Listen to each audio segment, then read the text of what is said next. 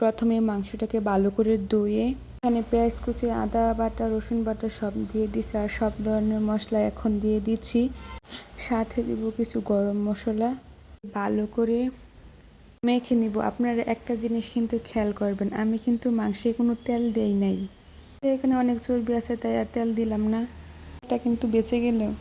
ভালো করে মাখিয়ে একটু ঝোল দিয়ে বসিয়ে দিব। তো অবশ্যই রান্না করার সময় একটু সাবধানতা অবলম্বন করবেন। আমি ঈদের দিন যখন মাংস রান্না করি, আমার দুনো চুলায় রান্না ছিল। চুলায় আমি গোছ বসিয়েছিলাম, অন্য চুলায় আমি বুড়ি সিদ্ধ করে নিয়েছিলাম। আমি এতটা সাবধানতা অবলম্বন করি না। যখন আমি ঢাকনাটা খুলে মাংসটা লাড়া দিব, তখন হঠাৎ করেই মাংসের ঝোল আমার চোখে চলে যায়। ঝোল ছিল মাংসে, তখন তো অনেক বলক উঠছিল। মাংসের ঝোল আমার চোখে যায়, তখন কি যে একটা অবস্থা হয়েছিল, চোখে আমি কিছুই দেখতে পাচ্ছিলাম, আমার চোখটা অনেক জ্বলছিল। তাই ভাবলাম আপনাদের বলি একটু সাবধানতা অবলম্বন করেন। আর একটু বেশি হলে মনে হয় আমার চোখটা নষ্ট হয়ে যেত, এরকম অবস্থা ছিল।